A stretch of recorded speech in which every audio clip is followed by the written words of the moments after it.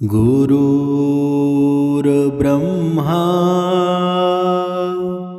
गुरुर्विष्णू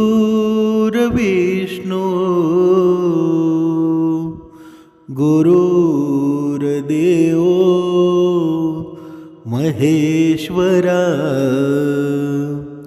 सद्गुरु साक्षात परब्रह्मा तस्मै श्री सद्गुरुवे नमः। जय जय रघुवीर समर्थ श्रीराम समर्थ। सद्गुरु चरणांना नतमस्तक होऊन आपण या सुंदर सकाळच्या मनमोहक वातावरणामध्ये या निरूपणाची सुरुवात करूया। मायबाप सज्जनांचं स्वागत आहे। समर्थांनी सांगितलेलं आहे, ज्याचे कर्म चांगले आहेत ना तो कधीच संपत नसतो। कारण का बरं? कारण सत्कर्मी माणसाला जीवनामध्ये अनेक अडचणी येत असतात, परंतु त्या सुटणाऱ्या सुद्धा असतात। या उलट जो दुसऱ्याला अडचणीमध्ये आणतो ना त्याची अडचण आयुष्यभर संपत नाही। म्हणजेच परमेश्वरावर नेहमी निसंकोचपणे मनुष्याने विश्वास ठेवायला हवा। योग्य वेळी तो इतकं देतो ना की मागायला काहीच उरत नाही।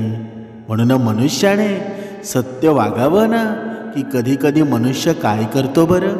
या पैशाच्या हव्यासापोटी मनुष्य आहे ना तो अवगुणाची साथ देतो, कारण त्याला पैसा मिळणारा असतो। पण समर्थांनी सांगितलेलं आहे ना, त्या क्षणिक पैशाच्या मागे लागू नकोस, कारण त्या पैशाच्या तू मागे लागलास ना तुझे राख रांगोळी कधी होऊन जाईल ना तुला समजणार सुद्धा नाही। म्हणूनच समर्थांनी सांगितलेलं आहे, आपल्या व्यथा आहेत ना तिथे मांडा जिथे समाधान मिळेल, आणि आपला माथा तिथे टेकावा ना जिथे स्वाभिमान मिळेल। नाहीतर तुमच्या व्यथा तुडवण्यात आणि माथा बुडवण्यात लोक आहेत ना खूप पटाईत आहेत। पण आपल्याला हे कळतं कधी? जेव्हा आपलं भरपूर नुकसान होतं ना तेव्हाच कळतं ना, नाहीतर तसं आपण जागे होतो का? कधीच जागे होत नाही। म्हणजेच दिवा मातीचा आहे की सोन्याचा आहे हे महत्त्वाचं नाही, तो अंधारात किती प्रकाश देतो ना हे खूप महत्त्वाचं आहे। त्याचप्रमाणे आपल्या जीवनामध्ये कोणी गरीब मित्र असेल, गरीब नातेवाईक असेल, किंवा तो श्रीमंत आहे की गरीब आहे हे महत्त्वाचं नसून तो तुमच्या संकटामध्ये किती खंबीरपणे उभा राहतो ना, तुमच्या पाठीशी असतो, हेच खरं महत्त्वाचं आहे ना। नाहीतर आपल्या जीवनामध्ये हजारो मित्र आहेत, हजारो नातेवाईक आहेत, पण जेव्हा आपल्याला गरज पडते ना तेव्हा कोणी तुमच्या सोबत येतो का बरं? कोणीच येत नाही। कारण का बरं? कारण आपण परिस्थितीशी झुंजत असतो, आणि आपल्या परिस्थितीला पाहून तो मित्र आहे ना आपली हसी मजाक उडवत असतो। मग असे मित्र असतील तर मग ते काही फायद्याचे आहेत का? असे मित्र नसलेले बरे। म्हणून आपण मनुष्याची पारख करताना योग्य तो निर्णय घ्यावा। समर्थांनी सांगितलेलं आहे, हा मनुष्य आहे ना निर्णय घेण्याचा प्रयत्न सुद्धा करतो, पण हे मन आहे ना ते मनुष्याच्या ताब्यामध्ये कधी राहत नाही। ते सदा भरकटलेलं असतं, एका क्षणात खाली तर एका क्षणात पाताळी, एका क्षणात आकाशी। म्हणजेच त्याच्या ते मन आहे त्याच्या ताब्यात नसतं। पण समर्थांनी त्याला खूप उत्तर दिलेलं आहे, जर तुमचं मन तुमच्या ताब्यात करायचं असेल ना तर ब्रह्ममुहूर्तावर उपासना करायला हवी, श्रवण करायला हवं, तरच हे मन शांत होईल। तसं मन शांत होईल का? कधीच होणार नाही। म्हणूनच समर्थांनी सांगितलंच आहे ना, आयुष्यामध्ये हे जीवन जगताना कधीच कोणाची बरोबरी करत बसू नका, कारण तुम्ही तुमच्या मार्गाने चालत राहा। आज ना उद्या आपले पण सुखाचे दिवस आहेत ना ते नक्कीच येणार आहेत। भगवंतावर अफाट विश्वास ठेवा, श्रद्धा ठेवा, तुमचे जीवन बदलल्याशिवाय राहणार नाही. पण मनुष्य असा करतो का? त्याच्या जीवनामध्ये जेव्हा दुःख येतं ना, तेव्हा तो हताश होतो. उपासना करत असताना सुद्धा उपासना तो अर्धवट सोडून निघतो. म्हणजेच जेव्हा जेव्हा दुःख येतं ना, तेव्हा तेव्हा भगवंत आपली परीक्षाच घेत असतो ना. पण हे मनुष्याला कधी कळत नाही. म्हणूनच समर्थांनी सांगितलेलं आहे, आज काही नसताना जे तुमच्या सोबत आहेत ना, ते तुमचे कट्टर आहेत. कारण पैसा आणि प्रसिद्धी असल्यावर आहेत ना, सगळेच जिवळक होतात. पण आपल्याकडं काही नसताना आपल्या जो सोबत असतो, तोच खरा मनुष्य आहे ना, तो देवास्वरूप असतो. म्हणूनच जोपर्यंत तुमची गरज आहे तोपर्यंत लोक तुम्हाला किंमतसुद्धा देतील. म्हणूनच स्वतःला एवढं भारी बनवा ना, स्वतःला एवढं महाग बनवा की प्रत्येक वेळी लोकांना तुमची गरज लागली पाहिजे. आपण असं बनतो का बरं? बघा, कधी कधी काही माणसं असतात ना आपल्या गावामध्ये, शहरामध्ये, एवढी सुंदर माणसं असतात की प्रत्येक माणसाला त्याच्यावर काही संकट आलं ना, त्याची लगेच गरज भासते आणि तो प्रत्येकाची मदतसुद्धा करतो. असे आपण कधी झालो आहोत का? कधीतरी या गोष्टीचा विचार आहे ना, आपण करायला हवा. आणि परिस्थितीमध्ये नक्कीच बदल होत असतो, पण आपण मात्र परिस्थितीचा सामना करायला कमकुवत होतो. म्हणूनच समर्थांनी सुंदर असं वर्णन केलेलं आहे, कोण समयो येईल कैसा, याचा न कळे की भरवसा, जैसे पक्षी दाही दिशा उडून जाते. म्हणजे काय? म्हणजे परिस्थिती कधी ना कधी बदलेल याचा भरोसा नाही. झाडावर बसलेला पक्षाचा थवा आहे ना, तो अचानक दाही दिशा उडून जातो. त्याची पुन्हा भेट होईलच असं नाही. त्यामुळं कोणता क्षण अंतिम असेल ना आणि आपल्या प्रियजनांपासून आपली कायमची तुटातूट होईल याचा कधीच नेम नाही, हे सांगता येत नाही. म्हणून भगवंताशी नातं जोडून ठेवा, भगवंतावर नितांत श्रद्धा ठेवा, भगवंतावर नितांत विश्वास असू द्या. कारण शाश्वतावर भिस्त ठेवावी. कारण का बरं? कारण हा मृत्यू कधी येईल ना, सांगता येत नाही. आणि जेव्हा मृत्यू होईल तेव्हा आपल्याकडे पुण्याचा ठेवासुद्धा असावा, नाहीतर आपण रिकाम्या हातानेच जाऊ. आणि मृत्यू झाल्यानंतर सुद्धा आपल्या दिव्यामध्ये तेलच नसेल ना, तर आपल्या दिव्याची वातसुद्धा पेटणार नाही. म्हणून आयुष्यामध्ये कधी कोणाला कमी लेखू नका. कारण 1 कोटी रुपयांचा हिरा आहे ना, जरी अंधारात हरवला असेल तरी त्याला शोधण्यासाठी 5 रुपयांची मेणबत्तीच उपयोगी पडते. कारण का? कारण एखाद्या गोष्टीचं महत्त्व आहे ना, त्याच्या किमतीवर नसतं, तर तिच्या योग्य वेळी येणाऱ्या उपयोगावर असतं. म्हणून आपल्या जीवनामध्ये भरपूर मित्रपरिवार असेल, आपले भरपूर नातेवाईक असतील, पण कोणाला कधीच कमी लेखू नका. कारण मनुष्याच्या जीवनामध्ये कधी कोणी उपयोगात येईल ना, अजिबात सांगता येणार नाही. कधी कधी तुम्हाला देवसुद्धा भेटून जाईल. म्हणून तुम्ही कधीच उतावीळसुद्धा होऊ नका. आणि समर्थांनी सांगितलेलं आहे की कितीही आपलं मानलं ना, तरी ही 6 लोक नक्कीच धोका देतात. आता ही 6 लोक आपल्या आयुष्यामध्ये कोणती आहेत ना, ते आज आपण पाहणार आहोत. आपल्या आयुष्यातील नातेसंबंध हे आपल्या आनंदाचे मुख्य स्रोत असतात. आपण म्हणत असतो बघा, एका अभंगातसुद्धा म्हटलेलं आहे, नाही रे नाही कुणाचे कोणी.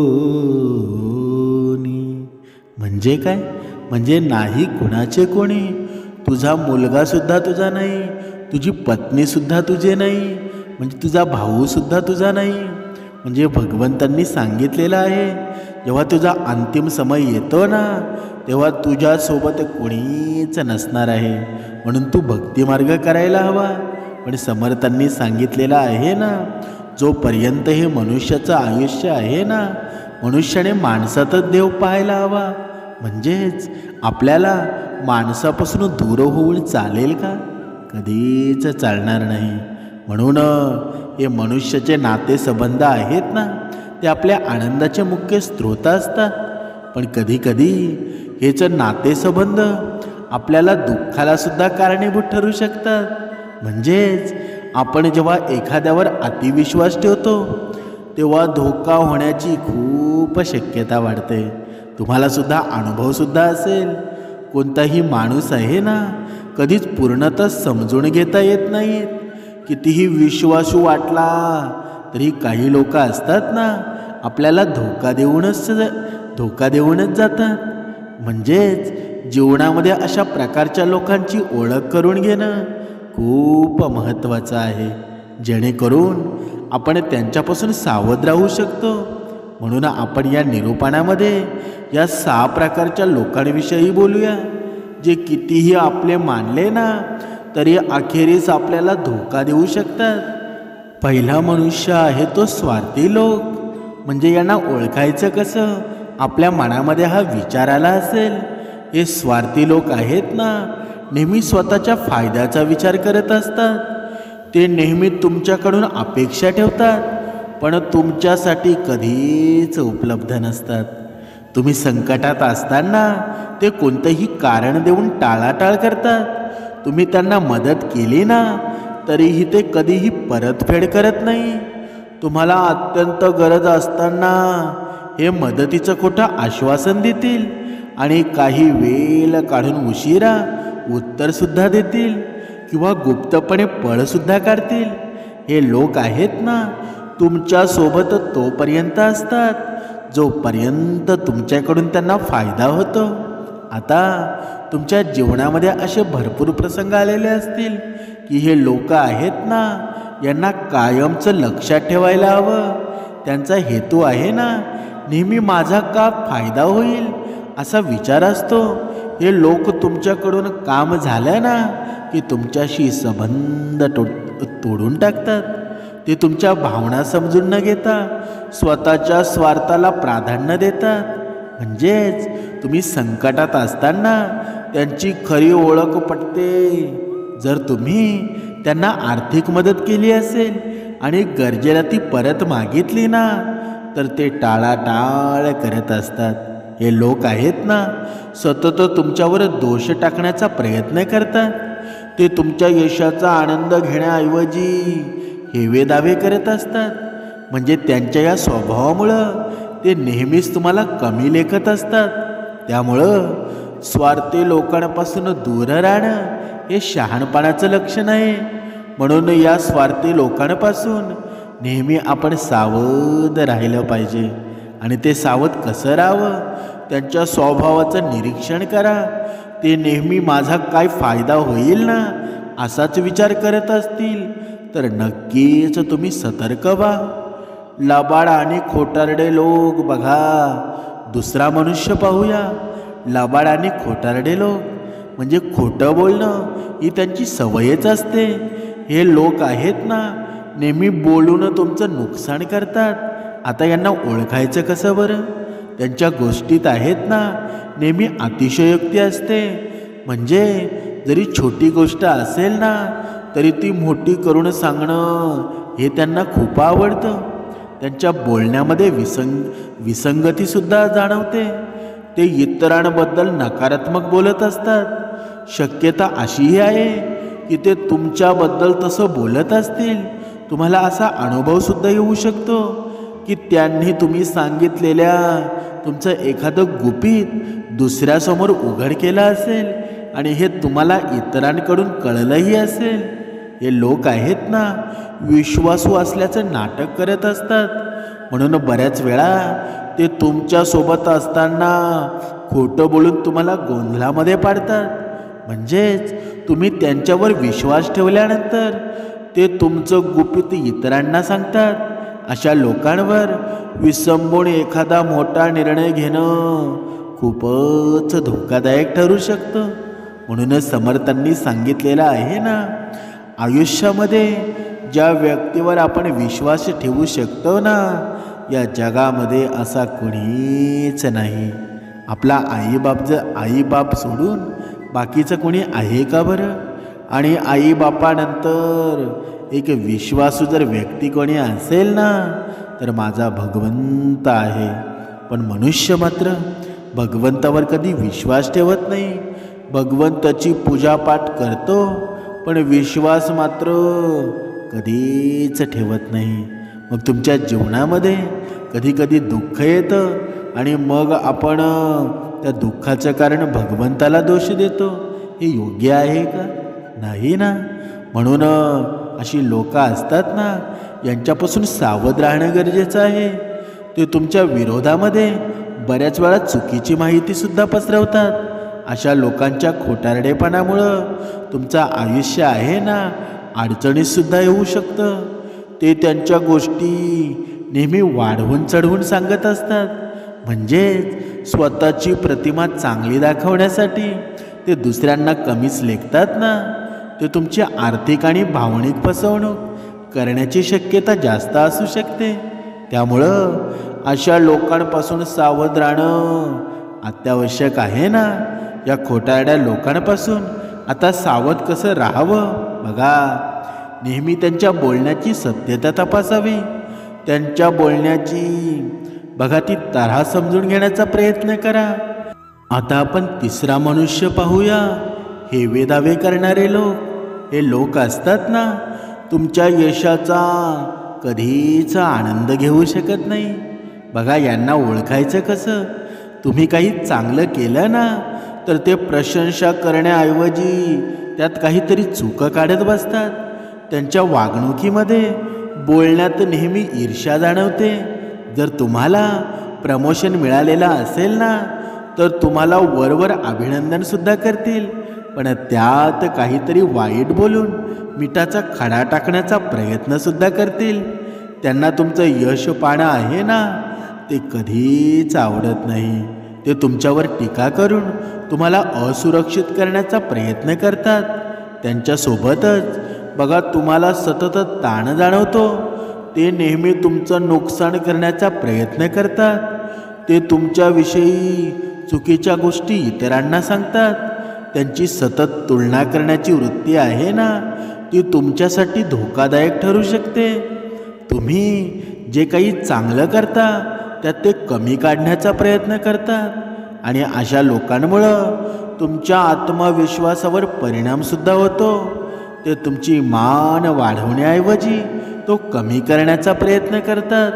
म्हणून अशा लोकांना कधीच जवळ करू नये. समर्थांनी सांगितलेलं आहे, हे हेवे दावे करणाऱ्यांपासून सावध कसं राहायचं ना, बघा ते पाहूया. त्यांच्या टीकेला जास्त महत्त्व देऊ नका. बघा, कधीकधी आपल्या आयुष्यामध्ये असे मित्रसुद्धा असतात, आपल्या ऑफिसमध्ये सुद्धा असतील, की ते आपल्यावर सतत टीका करत असतात. पण त्यांना आपण प्रत्युत्तर दिलं ना, तर अजून त्याच्यामध्ये आपल्यालाच त्रास होतो. पण आपण त्यांच्या टीकेला जर उत्तर दिलं नाही, प्रत्युत्तर दिलं नाही, तर ते आपोआप त्यांचं तोंड बंद करतात. आणि हेच त्याचं प्रभावी साधन आहे. म्हणजेच त्यांच्या टीकेला कधीच महत्त्व देऊ नका. त्यांच्या नकारात्मक बोलण्याला उत्तर देण्याऐवजी स्वतःचा आत्मविश्वास वाढवा. नेहमी सकारात्मक राहण्याचा प्रयत्न करा. बघा, भगवंत आहे ना, नक्कीच तुमच्यासोबत असतील. कारण का? कारण तुमचा शांत स्वभाव, संयमी स्वभाव आहे ना, आयुष्यामध्ये येणाऱ्या संकटांना व्यवस्थित तोंड देणार आहे. व्यवस्थित तुमचं भलंच होणार आहे. म्हणून भक्ती मार्गावर लक्ष द्या, चिंतन करा. हे चिंतन आहे ना, एक दिवस तुमच्या समाधानाचं प्रतीक बनेल. आता पुढचा मनुष्य पाहूया. हा चौथा मनुष्य आहे, द्वेष करणारा लोक. म्हणजे द्वेष, जेलेसी ही त्यांची प्रमुख भावना असते ना. आणि हे द्वेष करणारे लोक असतात ना, तुमचं नुकसान करण्यासाठी कोणत्याही थराला जाऊ शकतात. आता यांना ओळखायचं कसं बरं? ते तुमचा अपमान करण्याची संधी शोधत असतात.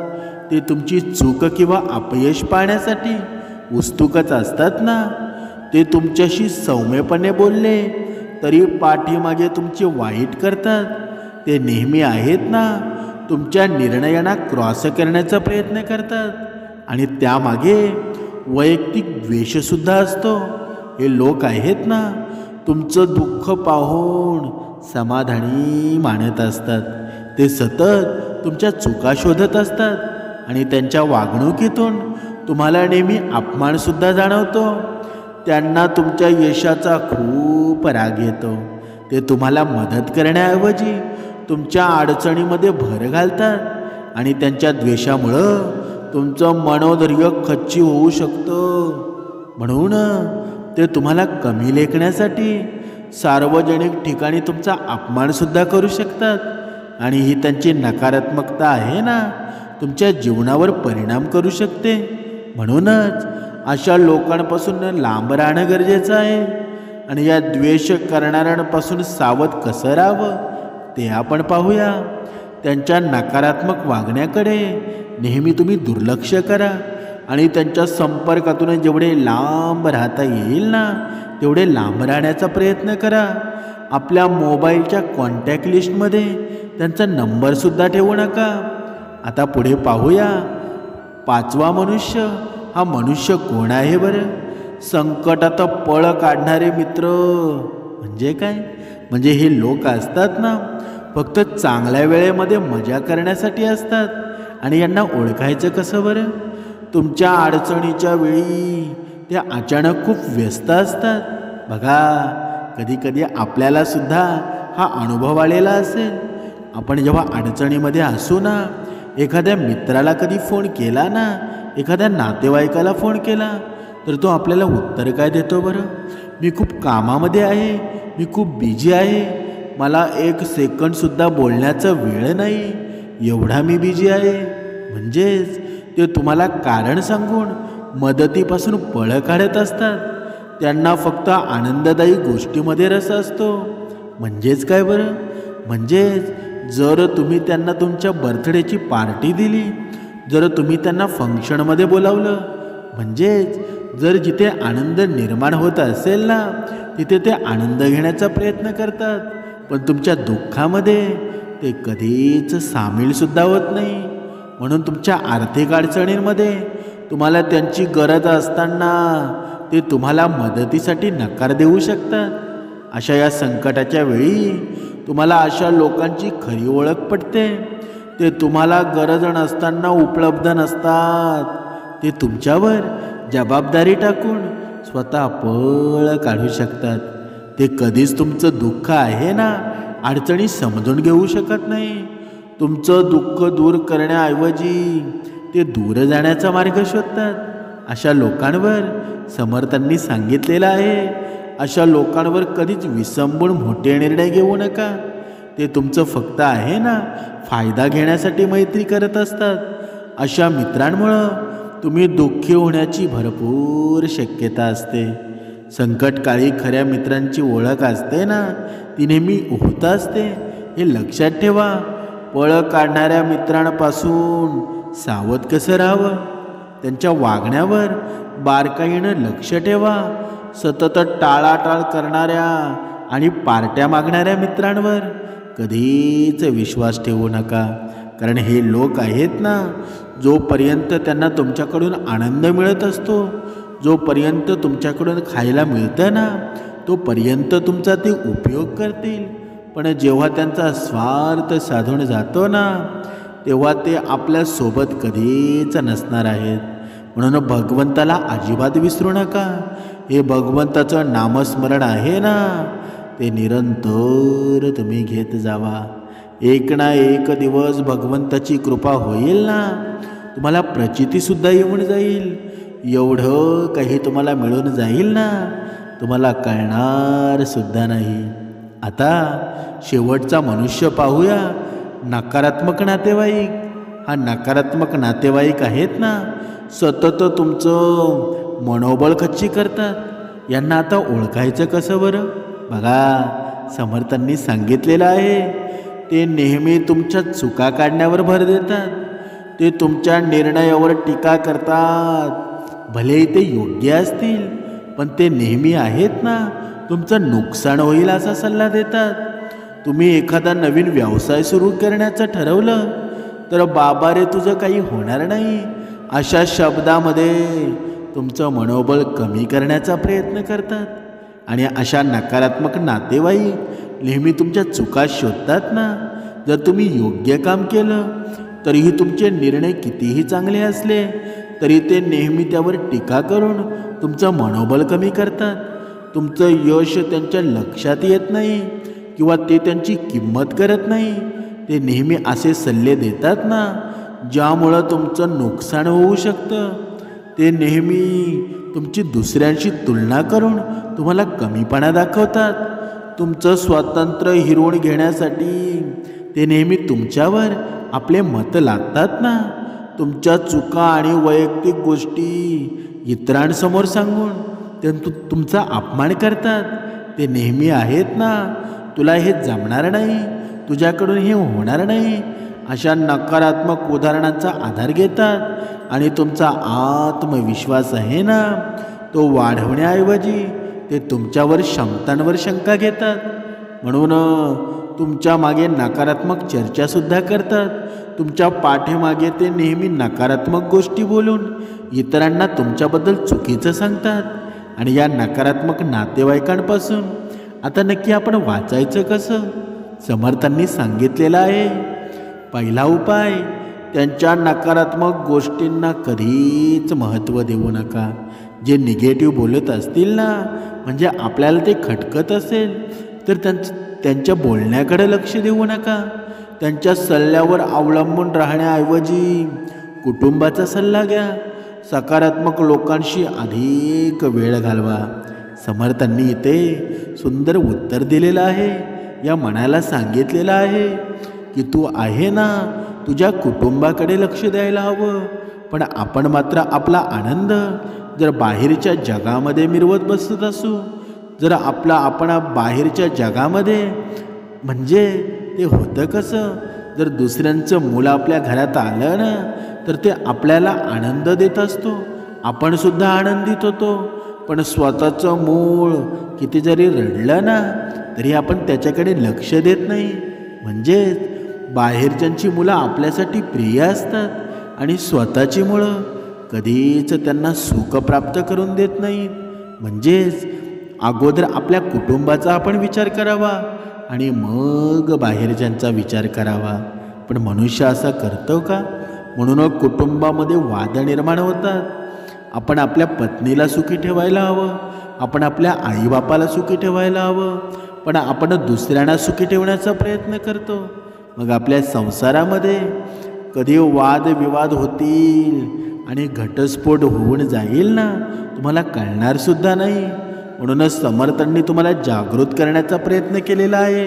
म्हणून तुमचं मनोबल टिकवण्यासाठी स्वमूल्यमापन करायला हवं आणि स्वतःवर विश्वास ठेवा. आपण आयुष्यामध्ये अनेक प्रकारच्या लोकांना भेटतो. काही लोक आपल्यासाठी खरंच विशेषसुद्धा असतात, तर काही लोक फक्त आपल्याला फसवण्यासाठी, त्रास देण्यासाठी जवळ येतात. आणि या 6 प्रकारच्या लोकांपासून जर आपण सावध राहिलो ना तर आपण अनेक अडचणी टाळू शकतो. नात्यांमध्ये विश्वास ठेवावा पण अंधविश्वास टाळावा. आपण वेळ आणि ऊर्जा आहे ना योग्य लोकांमध्ये गुंतवायला हवी. शेवटी कोणत्या लोकांना जवळ ठेवायचं आणि कोणाला दूर ठेवायचं ना हे ओळखणं हीच खऱ्या जीवनाची युक्ती आहे. पण आपल्याला हे कधी कळेल बरं? जेव्हा आपण उपासनेमध्ये असू, जेव्हा आपण भगवंताच्या विचारामध्ये असू, तेव्हाच हे घडेल ना. म्हणूनच समर्थांनी सांगितलेलं आहे, आपल्या मनातली गुपितं आहेत ना, आपल्या कुटुंबाशिवाय दुसऱ्याला सांगू नका. जेव्हा आपण आपलं गुपित दुसऱ्याला सांगतो तेव्हा आपण एक प्रकारे तेव्हाच आपण हरलेला असतो. म्हणून सारथी जर तुम्हाला हवा असेल ना तर श्रीकृष्ण स्वारींसारखा तुमच्या सोबत ठेवायला हवा. पण आपले सारथी एवढे कामचुकार असतात ना, एवढे विश्वासघाती असतात ना की आपल्याला कधी धोका देतील असं सांगता येत नाही. म्हणूनच समर्थांनी सांगितलेलं आहे, जर तुम्हाला सारथी बनवायचं असेल, तुमच्या पत्नीलासुद्धा बनवू शकता, तुमच्या आईबापाला सुद्धा बनवू शकता. पण आपण मात्र घरच्यांवर विश्वास ठेवण्याऐवजी आपण दुसऱ्या जगामध्ये विश्वास ठेवतो. मग ती हानी आपली होणारच ना. म्हणून आपल्या अगोदर कुटुंबाला खुश ठेवा, कुटुंबाला आनंदी ठेवा आणि मग दुसऱ्यांचा विचार करा. अगोदर स्वतःपासून सुरुवात करा. दारू, व्यसनं या गोष्टी आहेत ना, यांच्यापासून लांब राहा. सद्गुरू विचारांमध्ये राहा, समर्थ विचारांमध्ये राहा. तुमच्या जीवनामध्ये एक ना एक दिवस असा येईल ना, सर्व जीवन बदलून जाईल.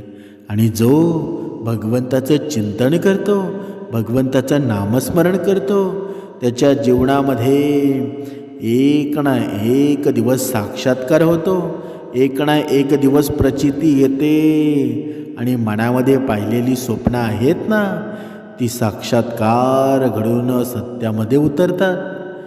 जय जय रघुवीर समर्थ.